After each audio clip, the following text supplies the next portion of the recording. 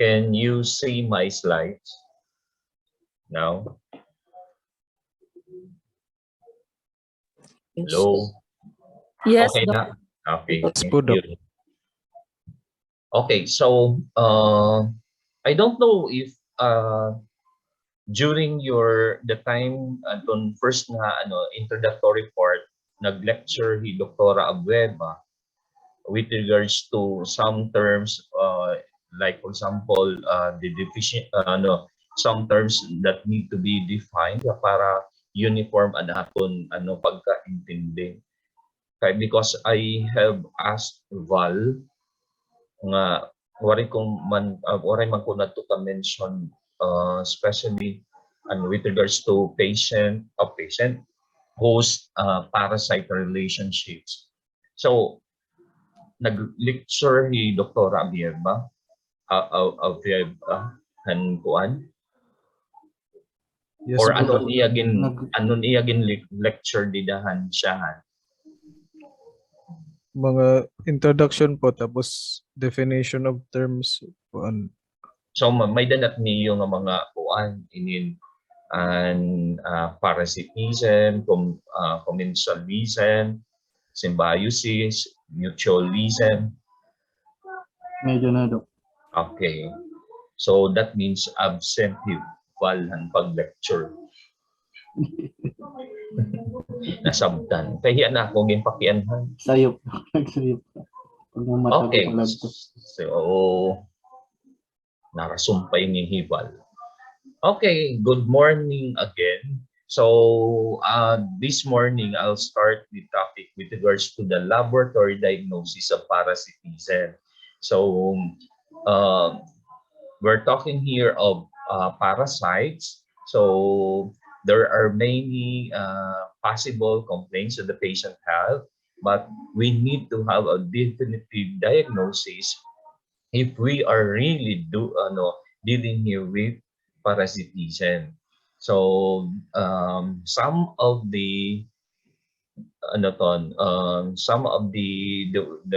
the topics mentioned here is more applicable to medtechs. So i-skip ko na later kung ano ton diri ko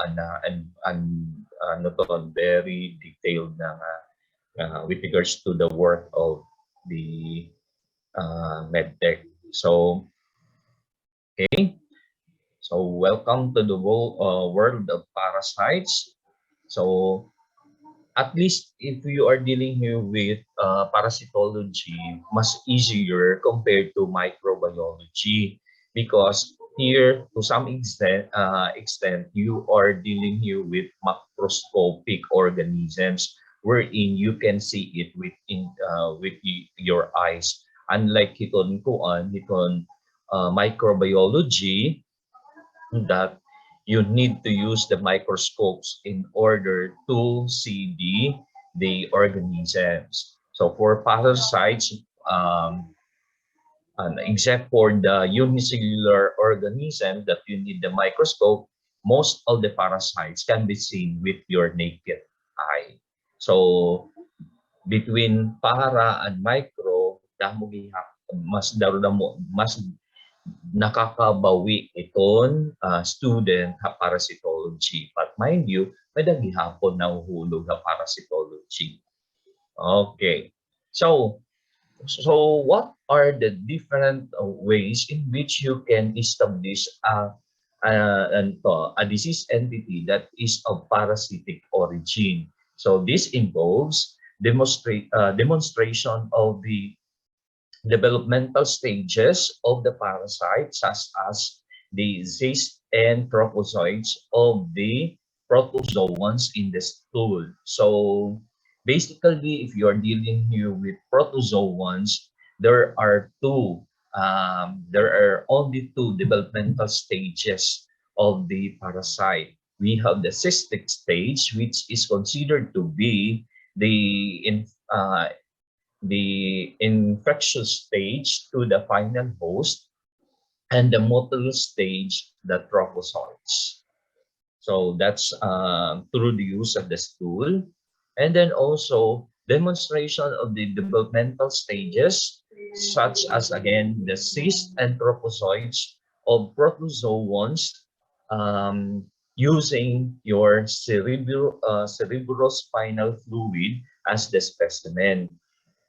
Typical examples of organ or parasites that can be demonstrated with the use of the CSF as the specimen include your Naegleria fowleri and Acanthamoeba colbertsoni.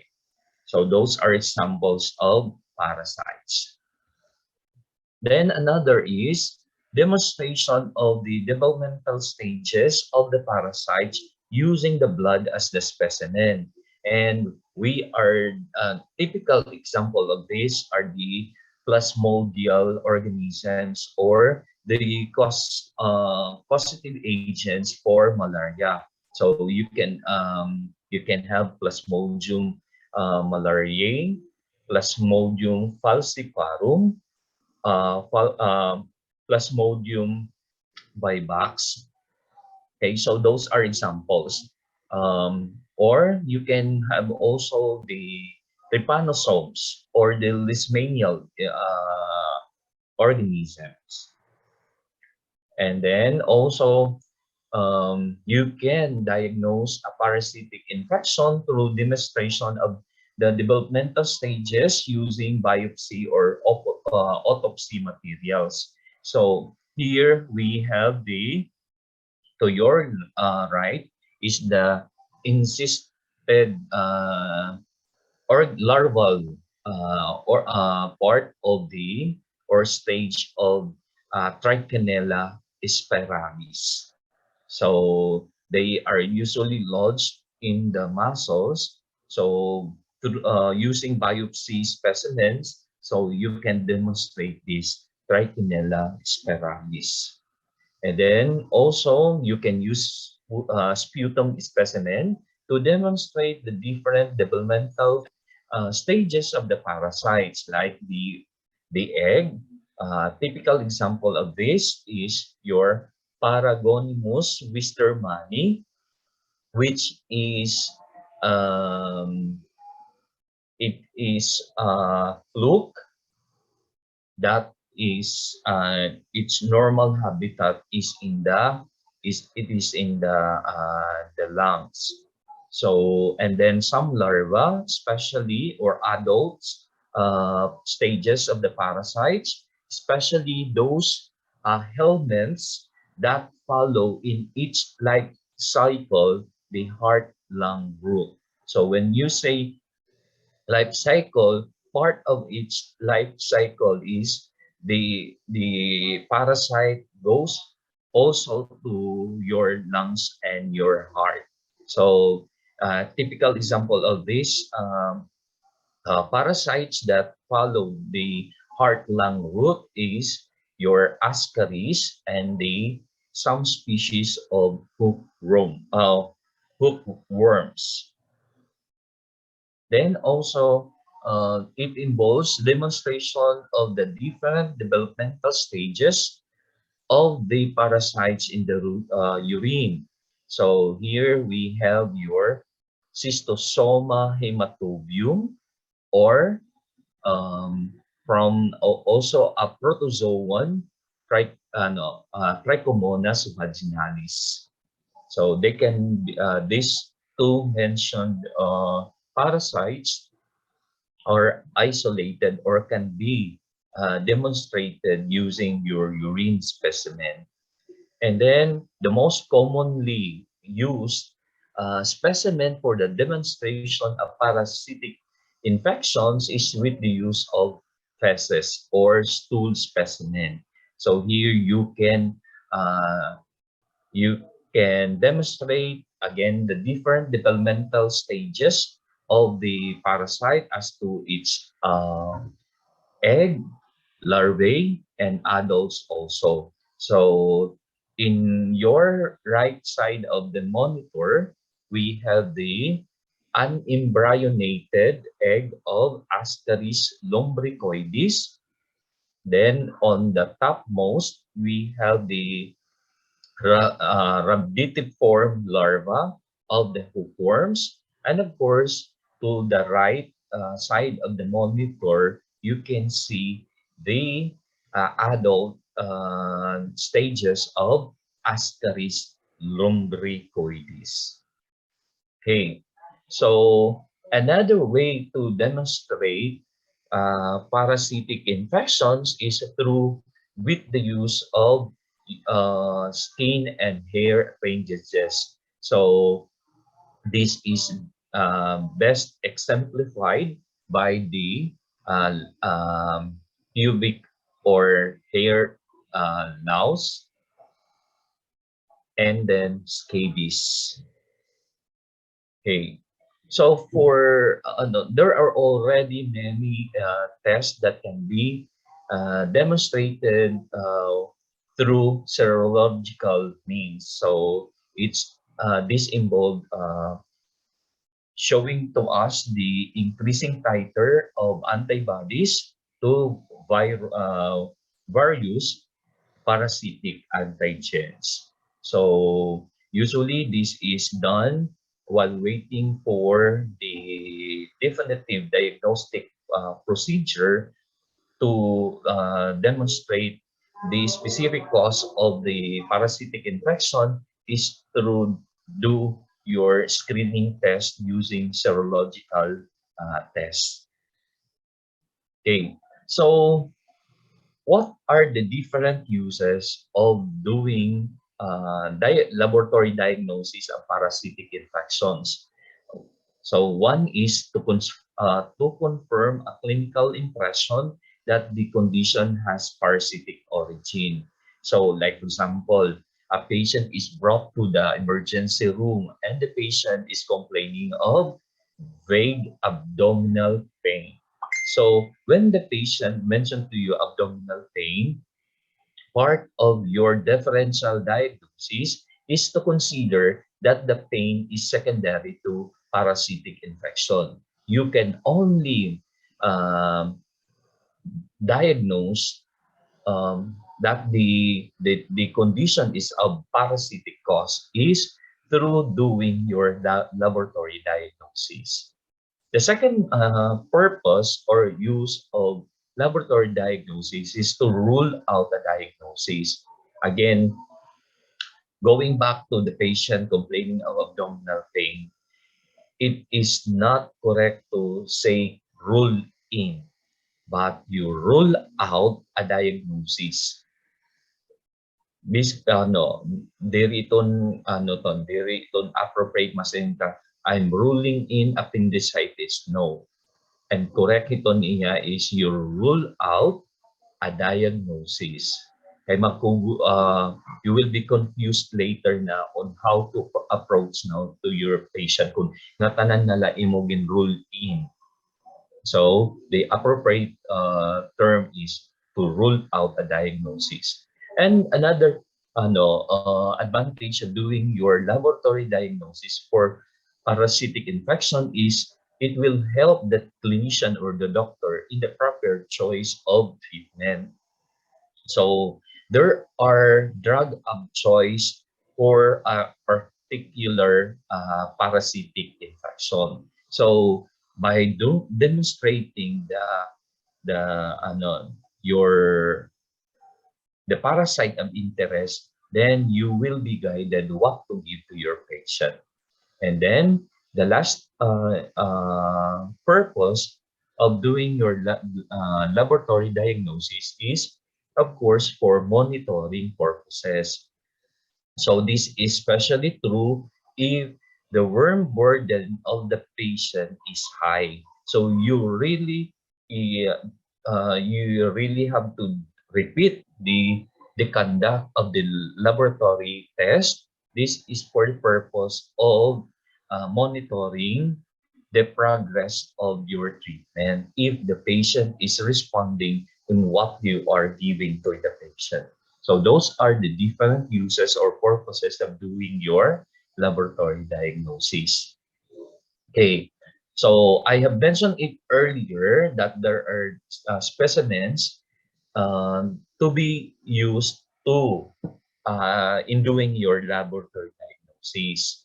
So, of course, the most common is the stool or the fecal sample. So, I have mentioned it earlier that there are some parasites, the developmental stages of the parasite that can be demonstrated with the use of the stool. So, of course, for proper collection, it is best collected in a clean, wide mouth containers. So I remember when I was still a medtech intern during our time, ding gagamit ang pag-collect ng stool specimen ang burutangan ng posporo. It is not an ideal container for fecal sample because ang posporo, ang balayan ng posporo that na-absorb it in water.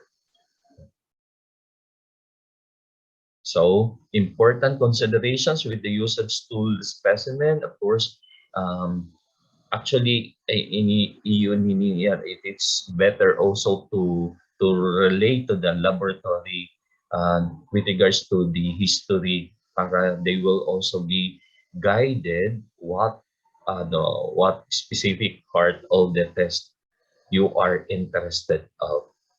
And also, please take note, the amount of stool to be collected is detected by the procedure requested.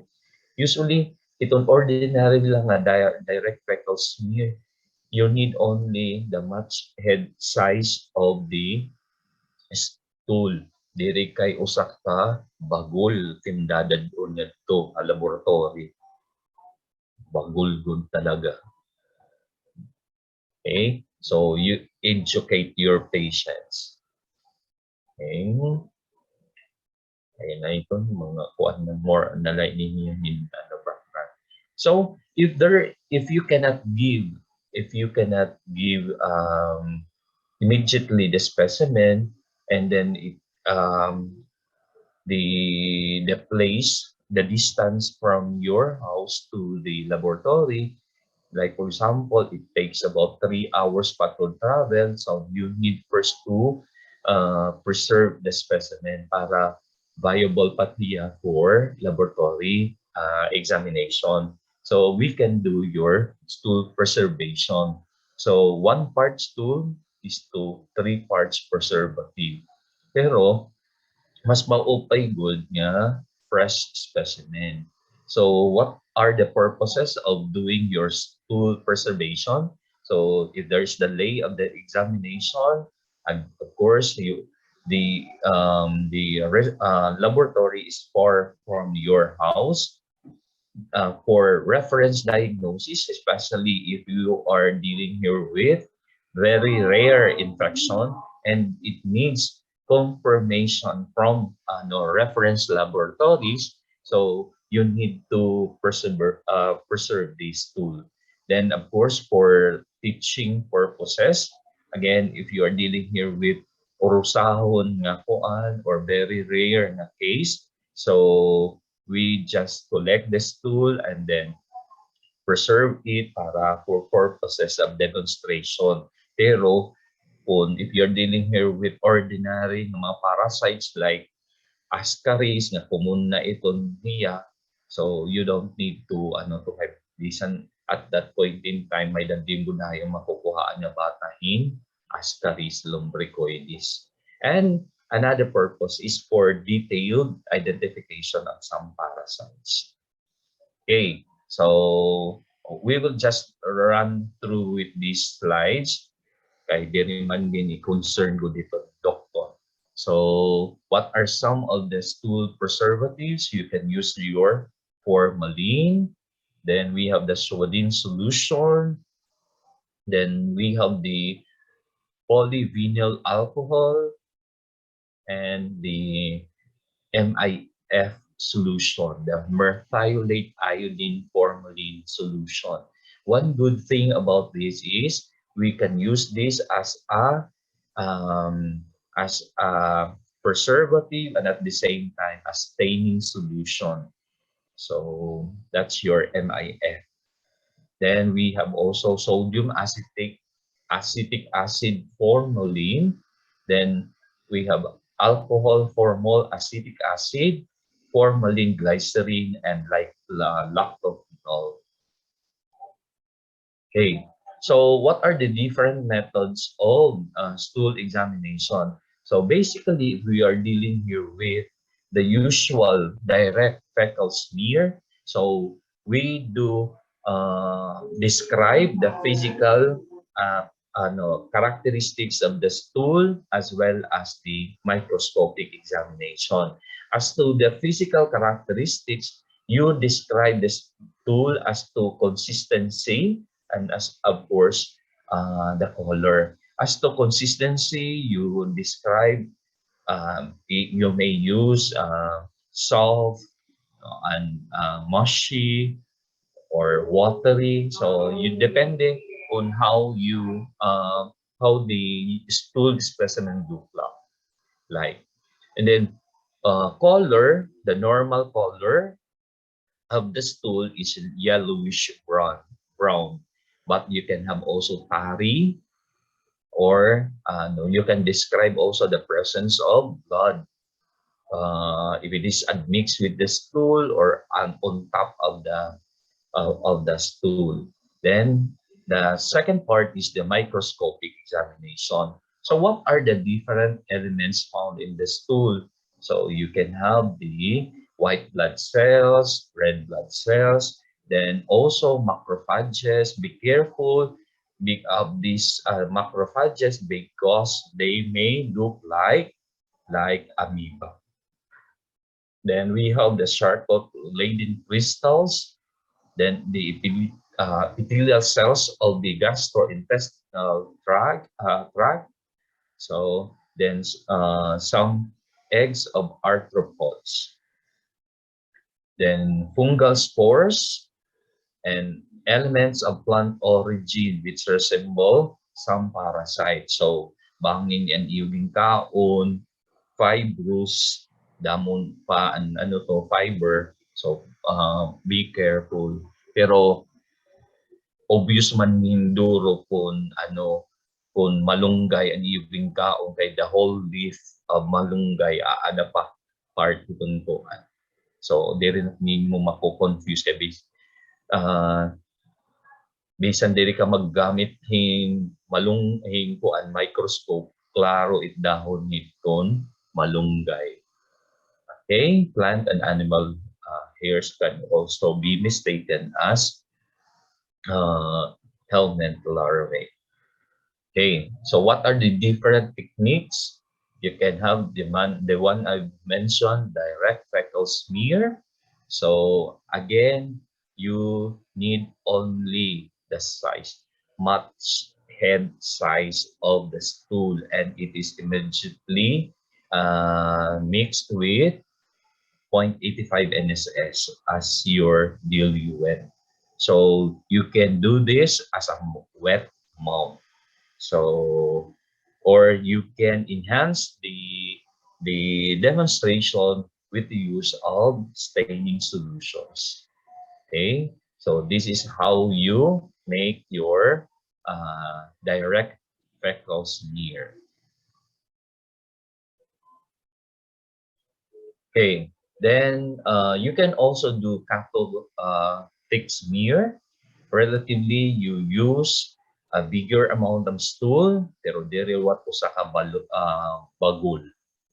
Okay, so that's your para niya mas greater chance of isolating the causative agent. So this is the way how the method how the cut-off smear is done. Okay, if the load is of the parasitism is relatively low, you need to do concentration techniques. So There are many types of concentration techniques, but basically it is categorized as to sedimentation techniques or flotation techniques. In sedimentation techniques, so it is described that the parasite has higher specific gravity than the reagent solutions used. So, ang tendency, amo ito hiyang tawag na sedimentation because the parasite tend to fall down to the bottom of the preparation. So, you can collect now an ato ano to and sediments for examination. In flotation technique here, the parasite is described to be of lower specificity or specific gravity and has the tendency to float on the surface of the preparation.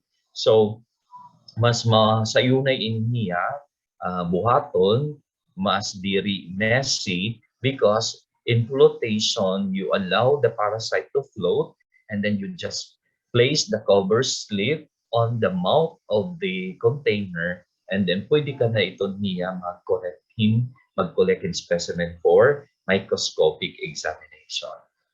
Okay, so what are the different examples of sedimentation techniques? So we have the acid ether concentration technique. Then we have the formalin ether concentration technique. Okay, so this is the one a diagram or a figure that will show to us the formal ether sedimentation technique. So please take note, the one that you will use in the examination, microscopic examination is the sediment. Okay. Then we have the flotation procedures. So one, we have the zinc sulfate flotation. So here, there is a need to maintain the specific gravity of the reagent solution between 1.18 to 1.2 for the parasites to float. And then we have the brine flotation technique. This is very easy. We usually do this in the lab before. Brine here stands for the use of the brine solution or the saturated table salt solution. So, barato lang niya, pwede ka nga ninyo pumalit ito sa kasakong na acid. So, amo ito, saturated salt solution. That's the one used as a medium for the concentration technique. So if the acid is so this is the one, flotation. So please take note here. This is not messy. Diri mahugaw. Kay you just place the slide or the cover slip here at the rim of the mouth of the tube. Then you can have now the impression and then you examine this directly under the microscope. So madali lang. So if the salt is not available, then you may use sugar. So we have the Sheeter's sugar flotation technique. So the same principle here, pero ang iba lang niya is you use the sugar instead of the solution, salt solution. Then after doing your concentration techniques, para pa may for further investigation of the parasitic infection, you can do culture. So especially this is done among the study of hookworm. So we have the hookworm method. So this is very simple. You just mix soil with charcoal mixed with the positive stool. Yun lang. And then the larva is harvested using the Behrman's procedure. Okay, so this is how the procedure is done. Ganun filter lang ito. So we have the positive soil here. Okay. Then we have the Harada Mori or test tube culture method. So this is especially useful in the study of hookworms and strongyloides. So that's your Harada Mori or test tube culture method.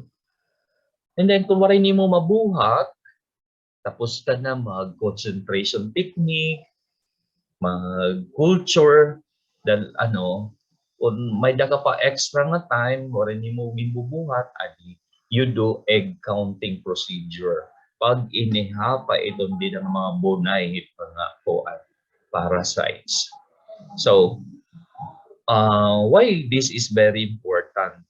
Because it correlates the severity of the clinical disease with the intensity of the infection or the worm burden. The higher is the worm burden, you expect that it is more severe it iya clinical presentation of the disease. So may daghihapon purpose ngayon pag inihapit bonay. So a high worm burden is equivalent to a severe clinical manifestation of the parasitic infection. And another purpose of doing your egg counting procedure is to assess the efficacy of treatment and the reduction of worm burden following treatment. Kaya maybe insufficient nimo pagtambalan ng pasyente. So kung waray maigo nga mga worms, then it will be capable again of passing out eggs, and these eggs will develop into larvae and then of course to adult worms. Okay, so some of these egg counting procedures, we have cut-of-cuts method, the stall egg counting. This is similar in doing your WBC count or red blood cell count. So may that counting chamber involved. Okay, so this is how your stall technique is done. Okay, so aside from the stool, you can use other specimens to demonstrate GI parasites or parasites located in the gastrointestinal tract.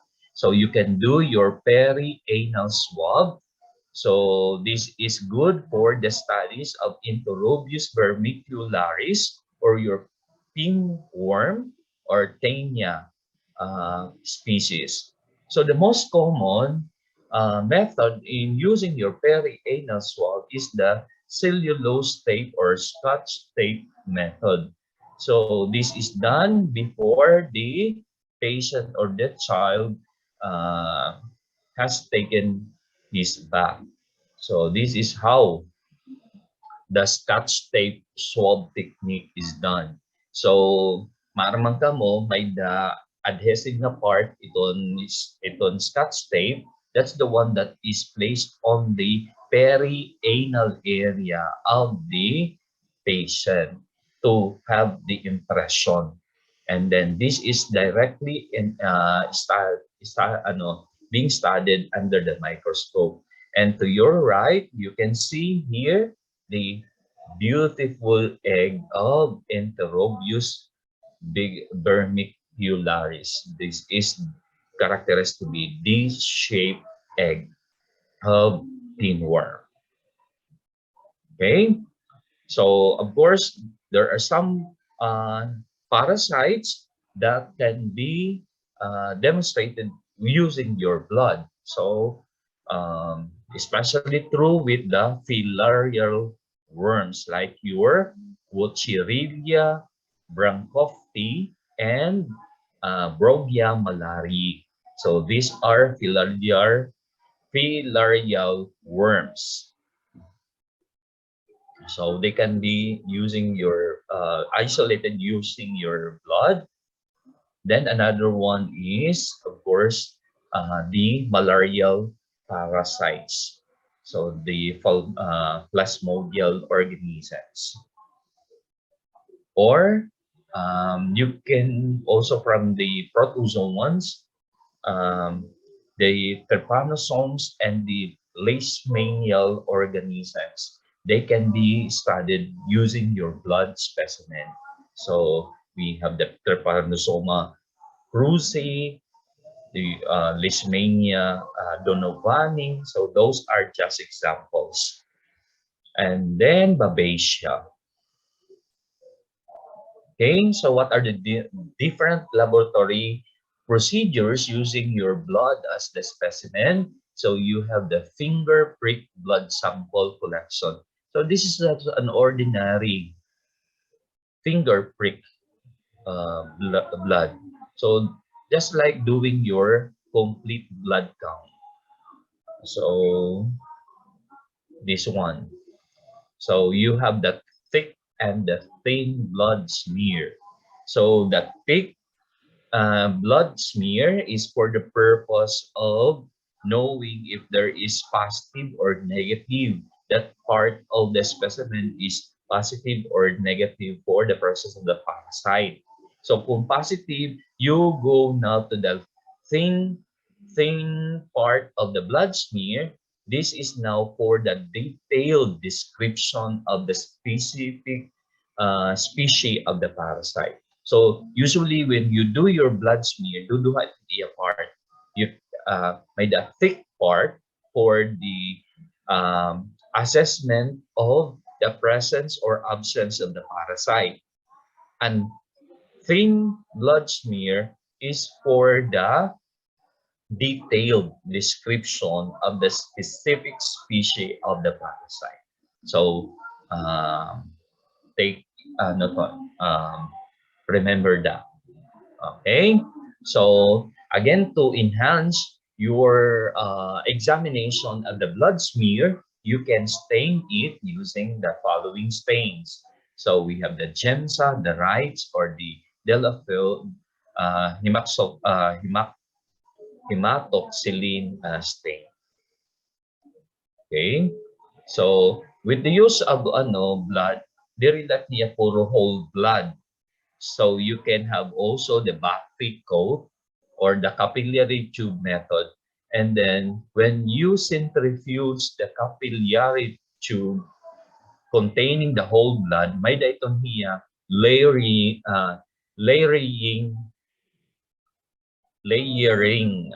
that will be formed. So first is the the plasma or the serum. Then this next layer is a thin line of grayish in color. That's the buffy coat. And then the last one is the packed red blood cell.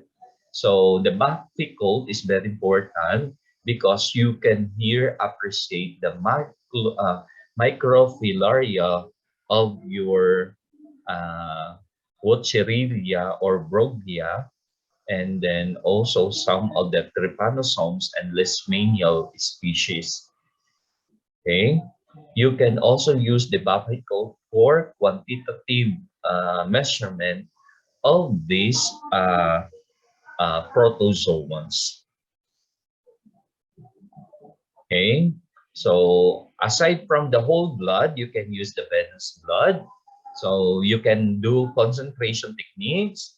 So you can have the NOTS concentration and the membrane filtration technique. Okay, aside from the blood, of course, I have mentioned it earlier that you can also isolate the parasites using the sputum, and you can isolate, of course, the migrating larvae of Ascaris lumbricoides, the Strongyloides stercoralis, or the hookworms, as it follows the heart-lung rope. Of course, you can appreciate the Paragonimus ova. So Paragonimus wistermani is the lung fluke, and this is common in our locality because the intermediate host, which is the mountain crab, is edible. So kagang, I don't know if you are familiar with kagang. Locally, we call it kagang, the mountain crab. It is edible and it contains the infectious stage of the parasite. The presentation of paragoniasis is similar to that of TB. And then also the echinococcus granulosus hooklets from pulmonary hydatid cyst. This is a tapeworm.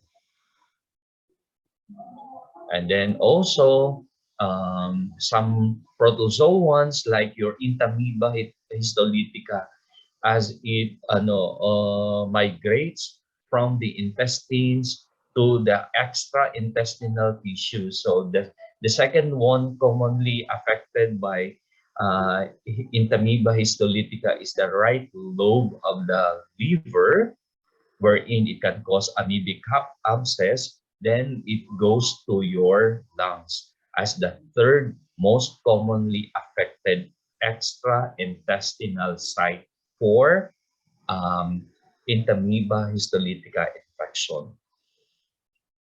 Okay, then we can have also the Cryptosporidium parvum oocyst. And then with the non-pathogenic protozoans, like your Entamoeba gingivalis and Trichomonas tenax. Actually, Entamoeba gingivalis, it is found in your oral cavity. So sometimes it can be lodged in your lungs. Okay, so with regards to the sputum, so it is best to use the first morning sputum, kaya it is said to be more concentrated. So you can examine directly the sputum as a wet mount, or you can do concentration techniques. Okay, so we can use also sigmoidoscopic materials, like for example, for the investigation of Entamoeba histolytica. You know it already that Entamoeba histolytica can cause secondary infection in extra intestinal infections. So you can use sigmoidoscopic materials. And then also your Schistosoma japonicum or Schistosoma manzoni. You can use also these sigmoidoscopic materials. Then you can you can use duodenal contents for the investigation of some GI protozoans here, like your Giardia lamblia. And then, of course, urine. You can isolate the Trichomonas vaginalis. This is the most the most implicated sexually transmitted parasite. Usually, it is the female that is symptomatic of the disease, and the carrier are the males. This is the only sexually transmitted infection that is iton male, iton asymptomatic. Mostly of the STIs, iton male, iton symptomatic. Pero Trichomoniasis vaginalis, it's the female patient that is symptomatic. Okay, then of course you can see also Schistosoma hematobium using your urine specimen. Then you can use also aspirates as the specimen for investigation, as for the documentation of pneumocystis carinii using your tracheobronchial aspirate, especially among HIV patients. Okay, then liver aspirate, especially if the patient has amoebic liver abscess. So for Entamoeba histolytica. Okay. Then lymph node and spleen aspirates for the investigation of your dysmanial organism. Then bone marrow aspirates using your for the investigation of malarial parasites and microfilarial worms of Wuchereria and Brogia organisms. Then again, with the use of CSF, so you can have the free-living protozoans like your Naegleria fowleri and Acanthamoeba colbertsoni. So using your CSF. Okay, that's for the first part. Do you have any questions?